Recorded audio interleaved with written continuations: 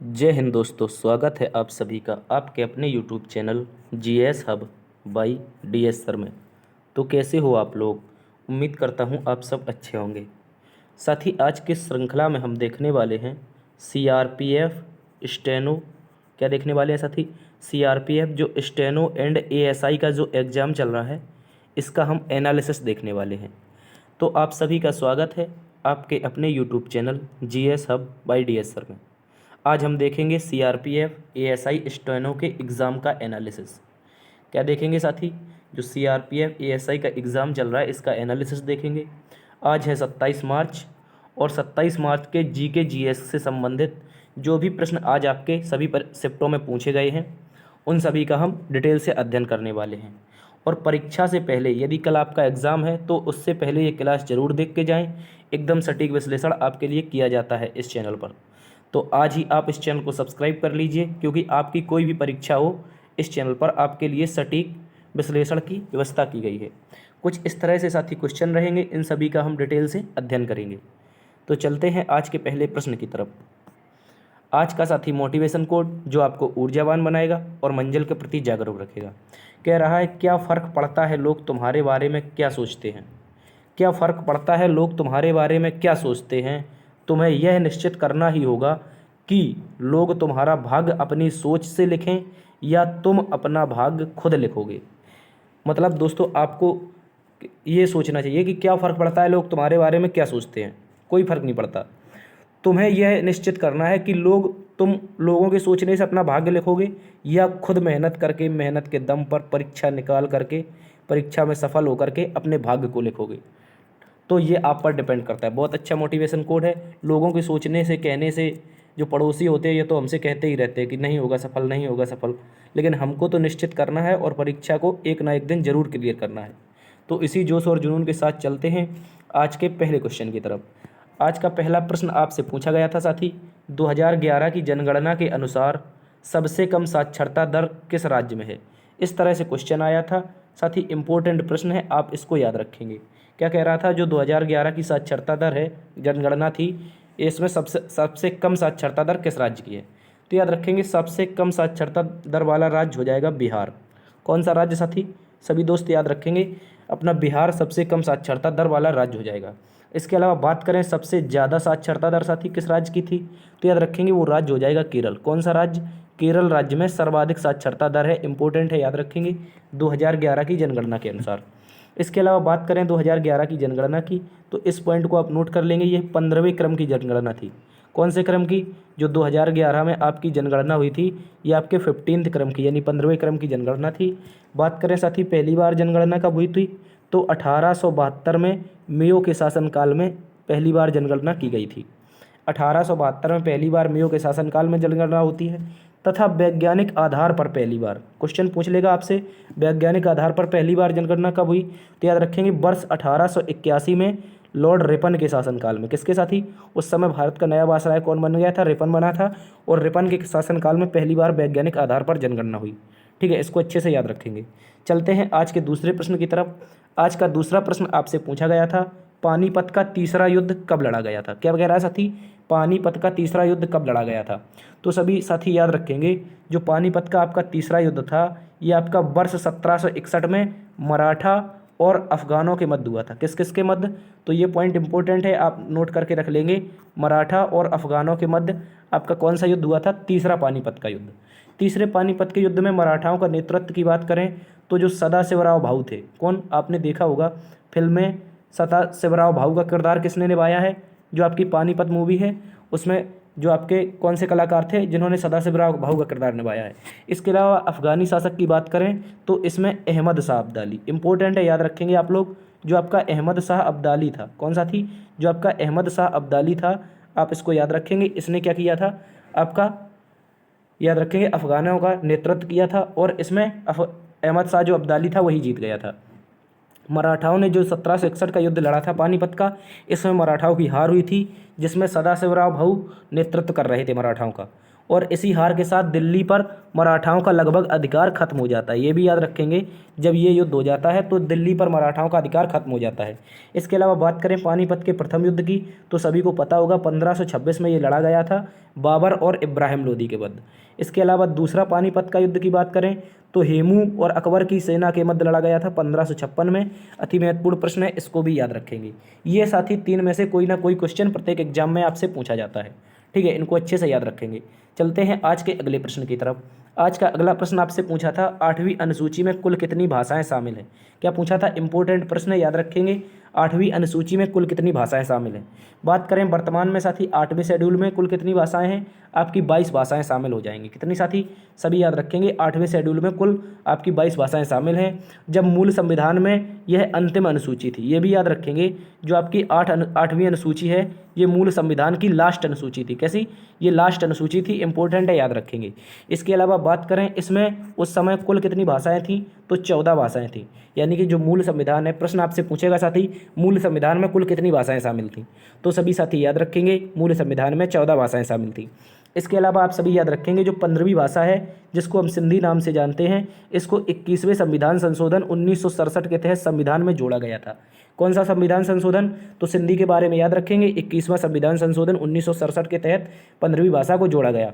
इसके अलावा 3 भाषाएं और जोड़ी जाती हैं, जिन्हें हम नमक के नाम से जानते हैं, नेपाली, मणिपुरी, कोंकणी। कौन कौन सी, एक बार पुनः देखेंगे। 16, 17, 18 नेपाली, मणिपुर, कोंकणी 71वें संविधान संशोधन अधिनियम 1992 के तहत इनको संविधान में शामिल किया जाता है। इसके अलावा 4 भाषाएं और जोड़ी जाती हैं, 19, 20, 21, 22। इसमें याद रखेंगे बीड़ी माचिस, इसकी ट्रिक है बीड़ी माचिस, जिसमें आपकी बोडो हो जाएगी, डोंगरी हो जाएगी, मैथिली हो जाएगी और संथाली हो जाएगी। याद रखेंगे बोडो, डोंगरी, मैथिली और संथाली, ये 4 भाषाएं जोड़ी गई थी। 92वां संविधान संशोधन अधिनियम 1904 के तहत इनको संविधान में शामिल किया गया। इसी के तहत भारत में कुल कितनी भाषाएं हो गई, तो याद रखेंगे 22 भाषाएं हो गई। मूल संविधान में केवल 14 भाषाएं थी, ठीक है, इंपॉर्टेंट है, याद रखेंगे। 8वीं अनुसूची में इसका उल्लेख मिलता है। चलते हैं अगले प्रश्न की तरफ। आज का अगला प्रश्न आपको इससे पूछा गया था साथी, कह रहा था 44वें संविधान संशोधन के तहत किस मौलिक अधिकार को खत्म किया गया है। प्रश्न आया था साथी, आपसे पूछा था 44वें संविधान संशोधन अधिनियम के तहत किस मौलिक अधिकार को खत्म किया गया था। तो याद रखेंगे सबसे पहले तो 44वां संविधान संशोधन आपका कब हुआ था, 1978 1978 में हुआ था। इस समय सरकार किसकी थी, तो याद रखेंगे मोरारजी देसाई की सरकार। किसकी साथी, सभी मित्र याद रखेंगे, मोरारजी देसाई की सरकार में संपत्ति के अधिकार को 44वें संविधान संशोधन के तहत क्या कर दिया गया, खत्म कर दिया गया था। ये आपका मौलिक अधिकार नहीं रहा था, ठीक है, इंपॉर्टेंट है, याद रखेंगे। इसके तहत इन्होंने क्या किया था, तो याद रखेंगे एक आपका अनुच्छेद 19F था। कौन, अनुच्छेद 19F था। इसके अलावा अनुच्छेद 31, इनको समाप्त करके जो संपत्ति का अधिकार था, इसको आपको अनुच्छेद 300 का में डाल दिया। कहाँ पर, तो याद रखेंगे अनुच्छेद 300 का में इसको डाल दिया। और इसका भाग की बात करें कौन सा हो जाएगा, अनुच्छेद 300 का भाग हो जाएगा आपका 12। प्रश्न पूछ लेगा वर्तमान में किस भाग में संपत्ति का अधिकार है, तो याद रखेंगे भाग 12 और अनुच्छेद 300 का, इंपॉर्टेंट है, याद रखेंगे। इसके तहत क्या हुआ था, तो संपत्ति का अधिकार को विधिक अधिकार बना दिया गया था, ठीक है, याद रखेंगे। चलते हैं अगले प्रश्न की तरफ। अगला प्रश्न आपसे साथी पूछा था 2022 में किस क्रिकेट खिलाड़ी के गुरु को द्रोणाचार्य अवार्ड दिया गया था। ये एग्जैक्टली प्रश्न नहीं मिल पाया है, ये पूछा था सर कि 2022 में गुरु द्रोणाचार्य अवार्ड किसे मिला है। तो सभी याद रखेंगे जो गुरु द्रोणाचार्य अवार्ड है, इनमें 6 लोगों को मिला था। कितने लोगों को, 6 लोगों को। और याद रखेंगे जो एक इनमें से भारतीय क्रिकेट टीम के कप्तान है रोहित शर्मा, इनके गुरु हैं दिनेश जवाहर लाल। कौन, इंपॉर्टेंट है, याद रखेंगे, दिनेश जवाहर लाल को भी आपका मिल चुका है भारतीय, क्या मिला है, गुरु द्रोणाचार्य अवार्ड, ठीक है, इंपॉर्टेंट है, याद रखेंगे। इसके अलावा 2022 में अन्य भी लोग थे, हो सकता है आपके ऑप्शन में से या तो राज सिंह दिया होगा, या फिर सोमा सिद्धार्थ दिया होगा, या फिर मोहम्मद अली दिया होगा, मोहम्मद अली कमर, ये मुक्केबाजी कोच थे। इसके अलावा सुजीत मान या फिर विमल प्रफुल्ल पटेल, इस तरह से इन 6 लोगों को मिला था। कौन कौन, याद रखेंगे दिनेश जवाहर लाल जो कि क्रिकेट के कोच थे, इसके अलावा राज सिंह, इसके अलावा सोमा सिद्धार्थ, इसके अलावा मोहम्मद अली कमर, ये आपके मोहम्मद अली कमर याद रखेंगे बॉक्सिंग के कोच थे, और सुजीत मान और विमल प्रफुल्ल पटेल, इनके बारे में याद रखेंगे, ये फुटबॉल के कोच थे, ठीक है, इंपॉर्टेंट है, याद रखेंगे। राज सिंह, सोमा सिंह, मोहम्मद अली कमर, सुजीत मान, विमल प्रफुल्ल पटेल और दिनेश जवाहर लाल, इनमें से कोई ना कोई आपको ऑप्शन दिया होगा, तो याद रखेंगे किसको द्रोणाचार्य अवार्ड मिला था, इन 6 लोगों को दिया गया था। चलते हैं आज के अगले प्रश्न की तरफ। आज का साथी अगला प्रश्न पूछा गया था आपसे, राज्य हड़प नीति के तहत यानी कि डॉक्ट्राइन ऑफ लैप्स के तहत सबसे पहले किस राज्य को ब्रिटिश ईस्ट इंडिया कंपनी में शामिल किया गया? क्या प्रश्न आया था? तो सभी साथी याद रखेंगे, राज्य हड़प नीति के तहत किस, जो आपका कौन सा ऐसा पहला राज्य था जिसको ब्रिटिश ईस्ट इंडिया कंपनी में शामिल किया गया है? तो सभी साथी याद रखेंगे, राज्य हड़प नीति लाया कौन था? सबसे पहले तो ये इंपॉर्टेंट प्रश्न बन जाता है, तो आप याद रखेंगे इस नीति को लॉर्ड डलहौजी लाया था। कौन लाया था? याद रखेंगे डलहौजी इस नीति को लाया था, डॉक्ट्राइन ऑफ लैप्स को। इसके द्वारा वर्ष 1948 में, कब, ये याद रखेंगे, इंपॉर्टेंट पॉइंट है, वर्ष 1948 में महाराष्ट्र के सतारा साम्राज्य में। कहाँ पर? महाराष्ट्र का एक सतारा साम्राज्य था, यानी कि राज्य था, इसमें दत्तक पुत्र के आधार पर, यानी कि जो अप्पा, यहाँ के एक अप्पा करके शासक थे, उनकी जब मृत्यु हो जाती है तो क्या होता है, उनको पुत्र नहीं होता, वहाँ पर दत्तक पुत्र को के आधार पर क्या कर लिया जाता है, राजा बना दिया जाता है। इससे ब्रिटिश ईस्ट इंडिया कंपनी नाराज हो जाती है। उसके बाद Lord Dalhousie doctrine of lapse के तहत इसको ब्रिटिश ईस्ट इंडिया कंपनी में शामिल कर लेता है। याद रखेंगे, जो सतारा साम्राज्य था सर्वप्रथम 1948 में इसको क्या किया गया था, ब्रिटिश कंपनी में शामिल किया गया था। और याद रखेंगे जो डॉक्ट्राइन ऑफ लैप्स है, यानी कि राज्य हड़प नीति है, इस सिद्धांत को एक और नाम से जानते हैं, इसे हम चूक का सिद्धांत कहते हैं। इंपॉर्टेंट पॉइंट है, यदि आपको ये पॉइंट आज नया पता चला हो तो आप क्लास को लाइक करेंगे, दोस्तों में सेशन को शेयर करेंगे और चैनल पर नए हैं तो सब्सक्राइब करेंगे। इस तरह के नए पॉइंट आपके लिए लाते रहेंगे। जो राज्य हड़प नीति का सिद्धांत है, इसे किस नाम से जानते हैं? चूक का सिद्धांत नाम से जानते हैं। अति महत्वपूर्ण प्रश्न है, अभी तक आपने नहीं पढ़ा होगा, ठीक है, याद रखेंगे। चलते हैं आज के अगले प्रश्न की तरफ। अगले प्रश्न में देखेंगे राज्य हड़प नीति के तहत कौन कौन सी रियासतों को विलय किया गया था। देखो कुछ इस तरह से ये चीज़ें थी, इनमें याद रखेंगे सबसे पहले हमने डिस्कस किया 1948 में सतारा को। इसके अलावा जैतपुर और संबलपुर को 1949 में ब्रिटिश ईस्ट इंडिया कंपनी में शामिल किया गया था। इसके अलावा बघाट की बात करें तो इसको 1950 में, उदयपुर को कब शामिल किया गया, 1952 में, और झांसी, ये इंपॉर्टेंट पॉइंट है, इसको याद रख लेंगे। जो झांसी थी साथी, झांसी थी 1853 में गोद निषेध प्रथा के तहत। किसके तहत? गोद निषेध जो प्रथा है इसके तहत इसको क्या किया गया था, गोद निषेध प्रथा के तहत इसको झांसी को कंपनी में मिला लिया था, ठीक है, इंपॉर्टेंट है, याद रखेंगे। इसके अलावा नागपुर 1854 और करौली, ये करौली धाम उत्तराखंड की बात है, इसको 1855 में अंग्रेजी कंपनी में मिलाया गया था। इसके बाद लास्ट और अवध के बारे में भी याद रखेंगे। जो साथी आपका अवध है 1856 में, कब साथी?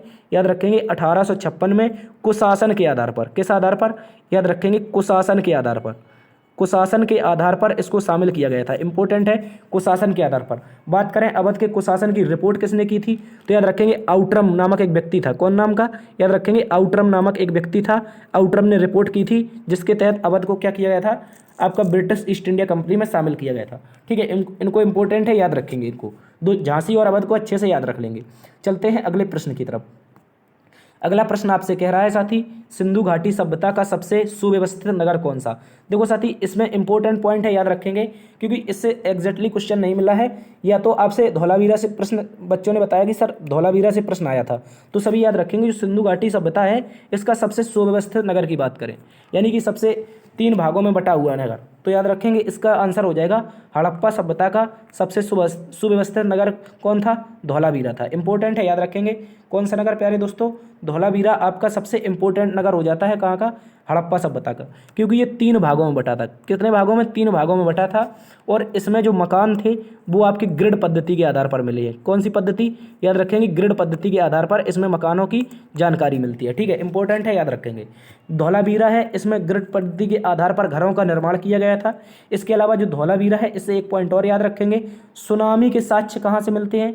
सुनामी की जानकारी की बात करें कहाँ से मिलती है, तो याद रखेंगे ये आपकी धौलावीरा से मिलती है साथी। कहाँ से? सुनामी की जो जानकारी है ये आपकी धौलावीरा से मिलती है। अति महत्वपूर्ण प्रश्न है।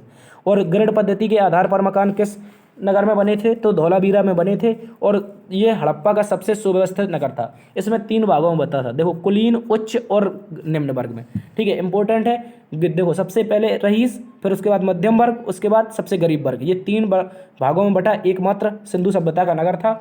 और ये कहाँ पर पड़ता है? तो सभी याद रखेंगे ये गुजरात में पड़ता है। कहाँ पर साथी? जो आपका गुजरात राज्य है, गुजरात राज्य में इसकी जानकारी मिलती है।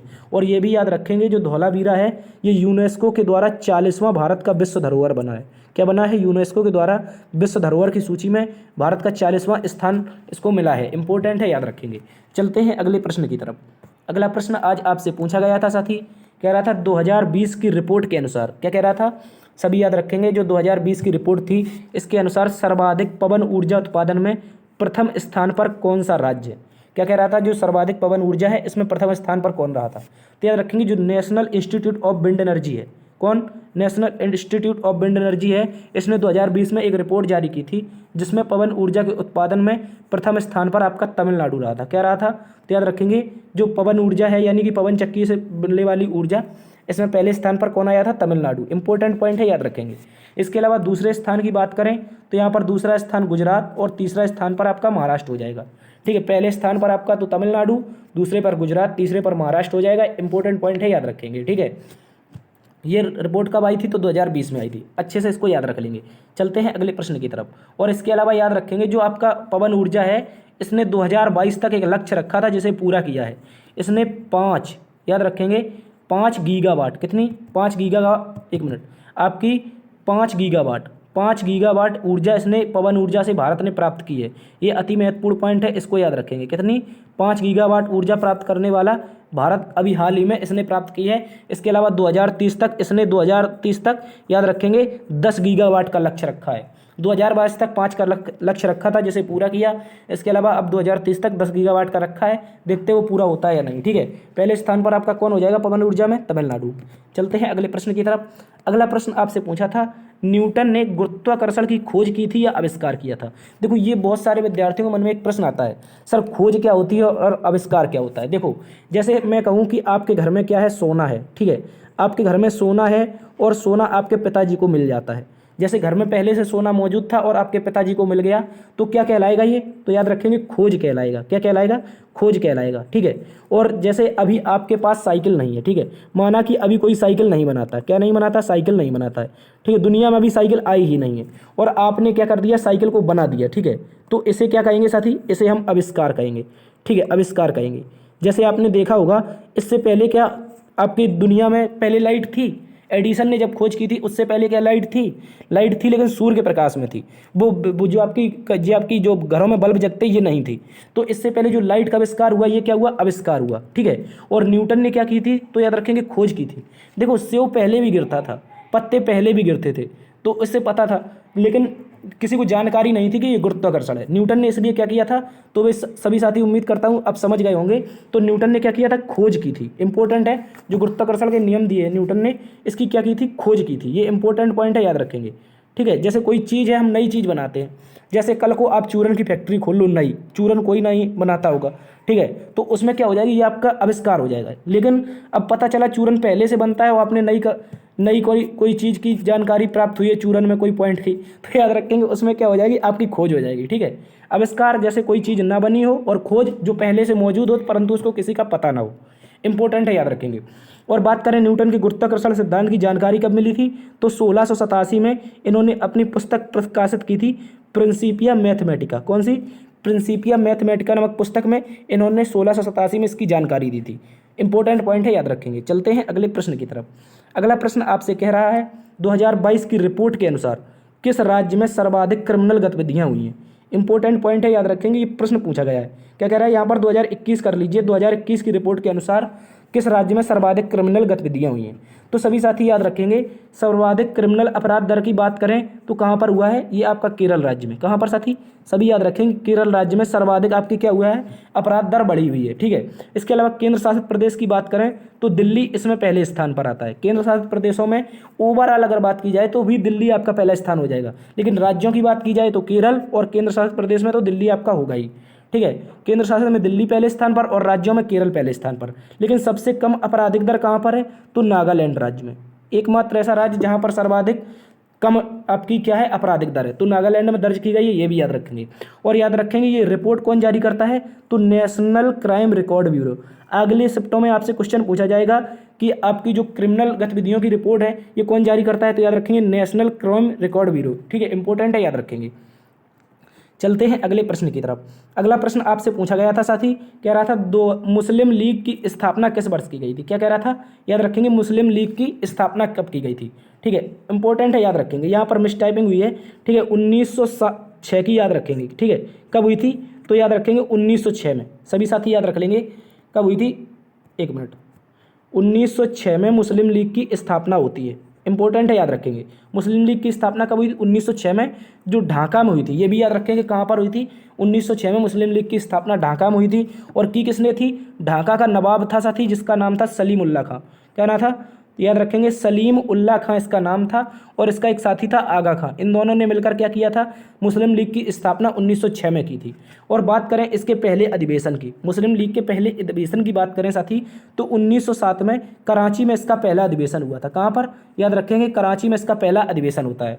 और इसकी अध्यक्षता की बात करें तो आगा खां इसके पहले अधिवेशन की अध्यक्षता करता है। ये भी अति महत्वपूर्ण प्रश्न है, याद रखेंगे। इसके अलावा मुस्लिम लीग के बारे में एक और बात याद रखेंगे, 1940 के लाहौर अधिवेशन में, ये याद रखेंगे कि पूछ लेगा साथी, पाकिस्तान की मांग कब हुई? तो याद रखेंगे, मुस्लिम लीग ने 1940 में लाहौर अधिवेशन में मोहम्मद अली जिन्ना के द्वारा पाकिस्तान की मांग की गई थी। ठीक है, पृथक देश पाकिस्तान की मांग की गई थी 1940 में लाहौर अधिवेशन में। ठीक है, इंपॉर्टेंट पॉइंट है, याद रखेंगे।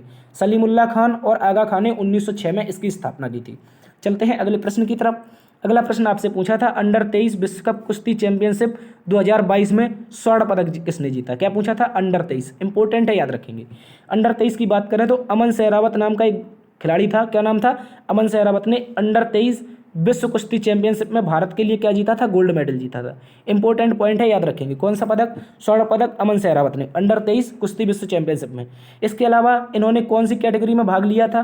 तो याद रखेंगे, इन्होंने पुरुषों की 57 किलो भार वर्ग में। कौन से? इस भार वर्ग में आपके साथी रवि दहिया भी खेलते हैं, याद रखेंगे। रवि दहिया जिन्होंने क्या जीता था? टोक्यो ओलंपिक में सिल्वर मेडल जीता था। तो याद रखेंगे, 57 किलो भार वर्ग में अमन सहरावत ने क्या जीता है? अंडर 23 कुश्ती विश्व चैंपियनशिप में स्वर्ण पदक जीता है। और फाइनल में किसे हराया? तो तुर्की का एक खिलाड़ी था अहमद दमान नामक, इसको हरा करके यह खिताब जीता था। इसके अलावा ये एक बात और याद रखेंगे, जबकि युवा पहलवानों में अंडर 20 में किसमें? याद रखेंगे, अंडर 20 में अंतिम पंगल नामक खिलाड़ी थे भारत के। इन्होंने भी क्या जीता था? तो याद रखेंगे, इन्होंने भी गोल्ड जीता था, यानी कि खिताब जीता था। ठीक है, याद रखेंगे। अंतिम पंगल की पूछ ले तो याद रखेंगे, ये किससे संबंधित है? ये आपके किससे हो जाएंगे? कुश्ती से हो जाएंगे। और अमन सहरावत भी कुश्ती से हो जाएंगे। ठीक है, याद रखेंगे। चलते हैं अगले प्रश्न की तरफ। अगला प्रश्न आपसे पूछा था, 2023 में खेलो इंडिया यूथ गेम्स की थीम सॉन्ग क्या था? क्या प्रश्न आया था? तो सभी याद रखेंगे, खेलो इंडिया यूथ गेम्स 2023 का थीम सॉन्ग क्या था? तो सभी साथी याद रखेंगे, जो खेलो इंडिया यूथ गेम्स हुआ था, इसका थीम सॉन्ग क्या था? हिंदुस्तान का दिल धड़का दो। क्या प्रश्न था? याद रखेंगे, जो इसका थीम सॉन्ग था, इसका क्या हो जाएगा? हिंदुस्तान का दिल धड़का दो, ये इसका थीम सॉन्ग था। इसके अलावा सभी साथी याद रखेंगे, खेलो इंडिया यूथ गेम्स की मसाल का नाम क्या था? तो याद रखेंगे, अमरकंटक। अमरकंटक क्यों था? क्योंकि मध्य प्रदेश में इसकी क्या हुई थी? शुरुआत हुई थी। खेलो इंडिया यूथ गेम्स के जो 5वें संस्करण थे आपके, ये कहाँ पर हुए थे साथी? ये मध्य प्रदेश में हुए थे, इसलिए इसका मसाल का नाम अमरकंटक। और अमरकंटक से आप बताएंगे कौन सी नदियाँ निकलती हैं।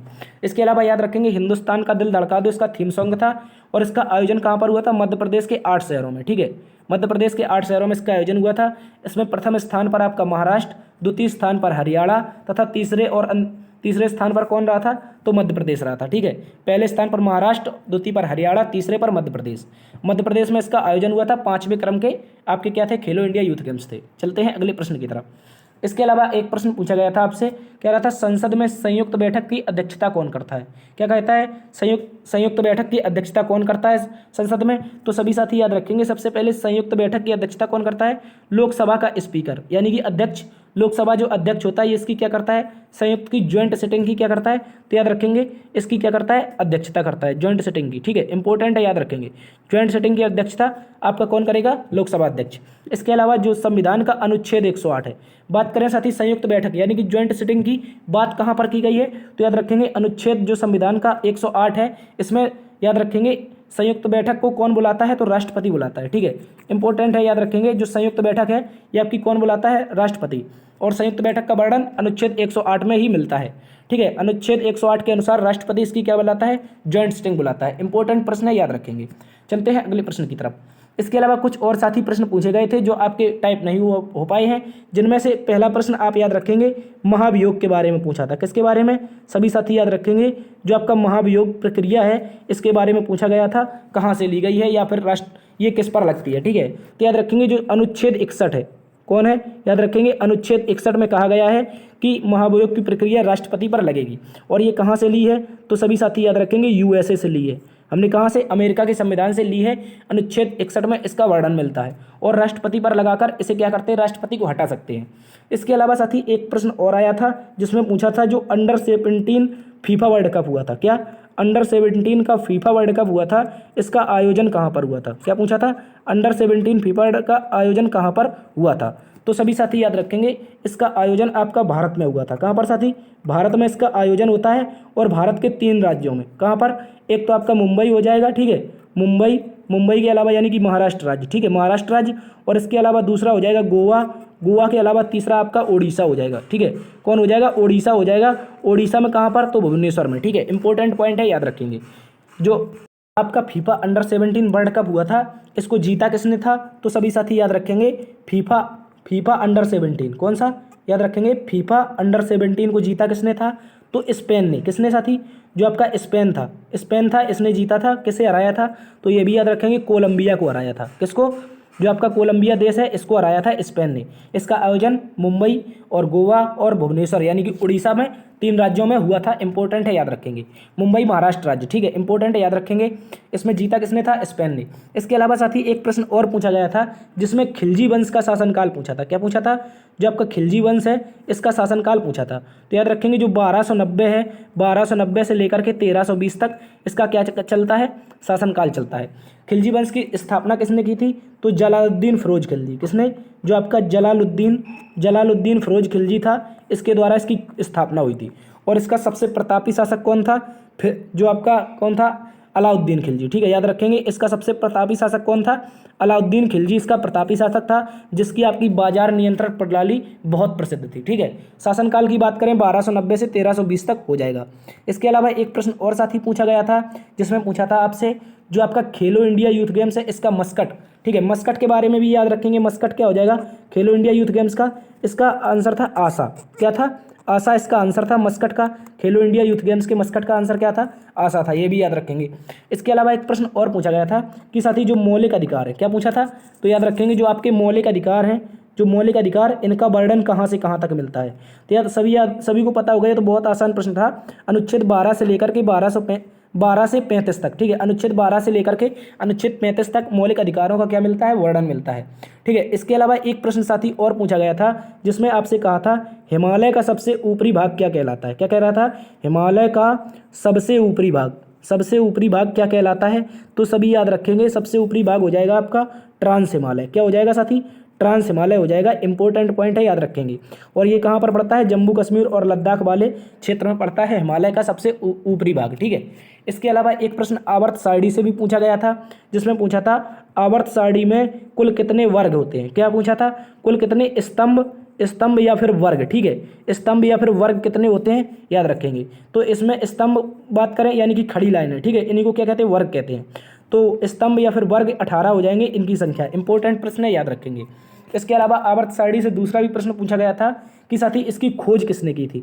आवर्त सारणी को सर्वप्रथम किसने खोजा था? तो याद रखेंगे इसकी सर्वप्रथम खोज की थी आपके किसने? मेंडलीफ ने, ठीक है। किसने? मेंडलीफ ने इसकी सर्वप्रथम दिमित्री मेंडलीफ नामक एक व्यक्ति था जिसके द्वारा इसको क्या करा गया था? खोजा गया था। इंपॉर्टेंट पॉइंट है, याद रखेंगे, ठीक है। ये थी आज की क्लास। उम्मीद करता हूँ आज का क्लास और एनालिसिस आपको पसंद आया होगा। यदि एनालिसिस पसंद आया है तो सेशन को लाइक कीजिए, दोस्तों में सेशन को शेयर कीजिए। यदि चैनल पर नए हैं तो सब्सक्राइब कीजिए। इस तरह के तमाम एनालिसिस जानने के लिए आप हमारे चैनल को सब्सक्राइब कर सकते हैं। देखते रहिए GS Hub by DS sir. मिलते हैं अगली वीडियो में, तब तक के लिए अपना ख्याल रखना। जय हिंद।